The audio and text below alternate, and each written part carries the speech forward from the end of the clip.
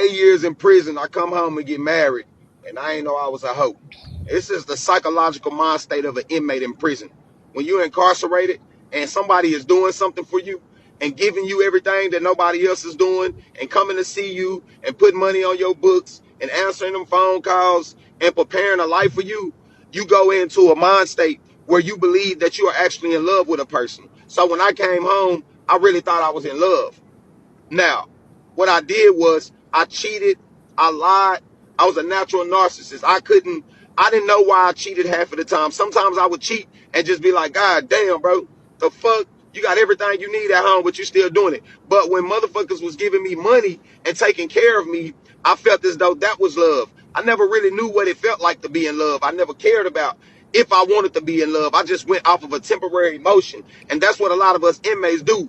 We get down there and we sitting there and we go in a vulnerable state and we lose everything we got. And then the first person that show us a little bit of love, we think we in love.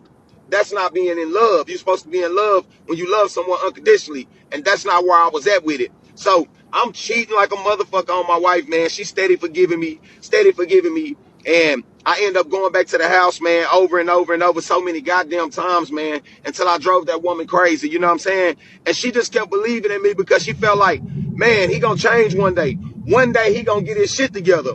And that day never came. And for years later, almost 7, 8 years, before I actually sat down one day and was like, man, fuck this shit. I'm done cheating.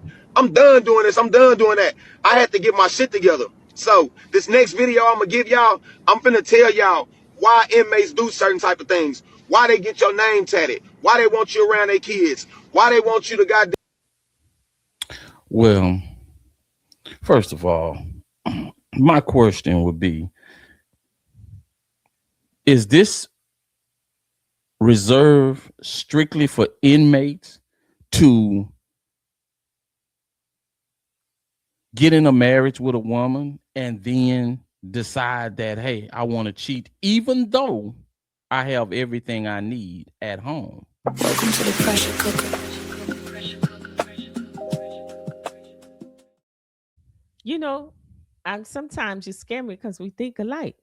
Because I was just saying to myself, he just sounds somewhat like a A lot of regular guys out here, person a regular person out here. talking You know, about. because I mean, dude, like if you think that's exclusive to guys that are in prison, no. There are guys who are out here who ain't never been to jail who function just like that. Man, So that's not exclusive to someone who has been incarcerated. There are people who are down on their luck, men out there who are down on their luck. They meet a woman who invests in them, do all kinds of things, get them clothes, get them cars.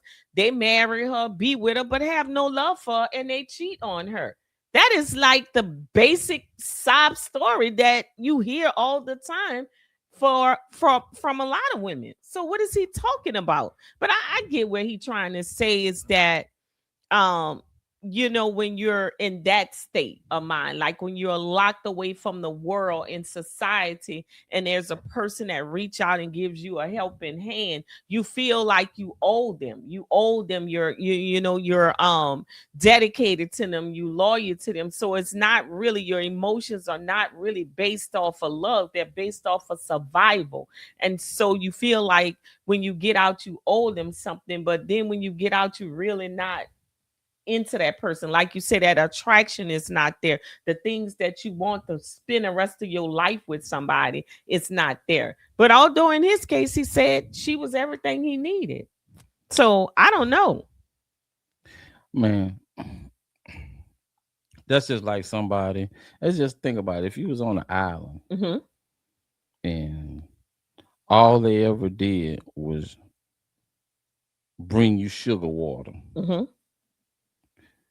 and one day you got to get off the island, you went to another island and they had Coca-Cola, they had Sunkist, they had Gatorade, they had, and but then they had sugar water. Mm-hmm. Okay, you gonna want to drink all the other stuff. That's Mm-hmm. basically what he's.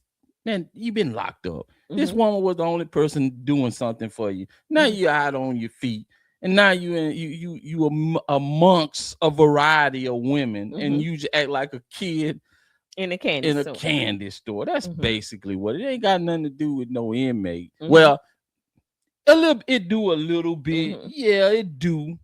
Mhm. But man, stop it, bro. But Stop I, it. I think in a sense that that woman wouldn't have had his undivided attention had he been out. That I think that's what changes. It's when they're incarcerated, those women get pretty much their undivided attention because of course they're going to show more loyalty to the woman that does the most. So the woman that takes all the calls, the woman that, you know, sends money and put money on the books.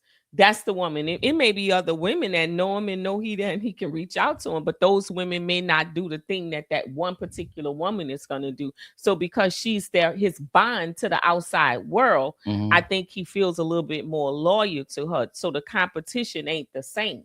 That's why a lot of time they say what make women attracted to men that are Mhm. incarcerated because they have their undivided attention. Yep. There's no competition. Nah, it ain't. Mm-mm. It's And even if yeah. another woman come along for a while, she's not gonna want to do that time. 8 years, 10 years, 9 years. Then she's not gonna be that dedicated. You should be Hmm. thankful just somebody want to even be dedicated to you for that amount of time, And bro. still is And out here in the street. still She is out wanted to here. be And now you dedicated to finna him. go out here to chasing people that they hadn't proven to you that they're gonna Nothing. stay with you or be down with you or come Hmm. visit you if you was to get sick or Hmm. anything. That's just what you call it. You just being a fool, Hmm. bro. And that has nothing to do with being incarcerated. That No. has to be to do with being a man, your discipline, your level of loyalty and discipline. And he lacks it. And I mean, just the mere fact that, you know, he did something to get himself locked up Yeah. shows he lacks discipline. And the That. same discipline, the lack of discipline that got you Mhm. incarcerated, it's the same lack of discipline that you displaying now. Exactly. And if you don't get a hold to it, it may get you back incarcerated. It might get you back Hmm. incarcerated. Now you talking about you over there with the woman. Yeah, probably because she threatening she probably ain't gonna have nothing to do with your ass, Hmm. period. Now, or maybe she probably starting to find favor in another man. Man. Hmm. She like, I'm tired of this. You know, I put all this effort and energy in all this 8 years of my life Hmm. dealing with you back and forth. And I don't know if she was with him the whole 8 years, Hmm. but maybe we'll just say assume she was. And now you out here acting a fool because you don't know what to do with yourself in the new Hmm. world. Because Hmm. coming out of prison for 8 years, you in the new world, Hmm. man. You Hmm. know, you're in a whole new world. Hmm.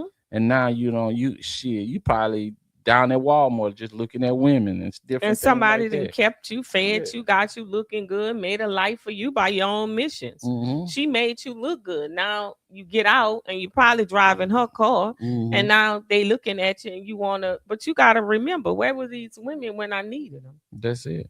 Hmm. That's it. And in the back of his head, he probably thinking, well, these women probably would have did the same thing she was doing. Hmm.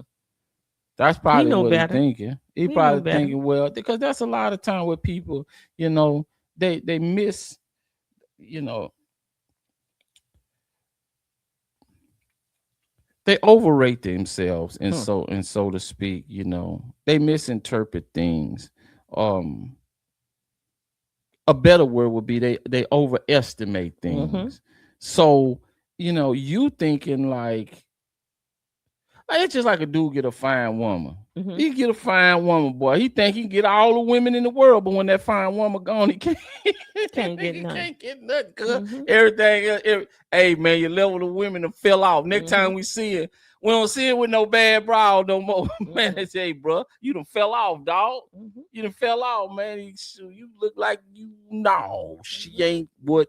Nah, what you had. And then that right there, he gonna want to circle back. Mm-hmm. He want to circle back. Man, I wish I had her, man. She was this and she was that. I like the way she did this. I like the way she looked. You overestimated your game, dog. Now you want to come to the internet and bust it up for all other men in Yeah, prison. yeah, Bust their stuff up. Like if though yeah, it's a serious game they running. yeah, yeah. Now, no, I will give it to some of them dudes. Hey, man, them dudes get out, boy. Be because women like them prison. It's a group of women, a market for them prison guys. Yeah, It's because a they can big have them. ass market for It's prison men. they can have them to themselves. Shit. And, you know, it's all. But it's a whole different story when they get out. Yes. Oh, they amongst the they're amongst the wolf pack once they get out. So, you know, that's a whole different Mhm. story. Mhm. Shoot. Cause Kevin and Caprice. Let's talk relationship.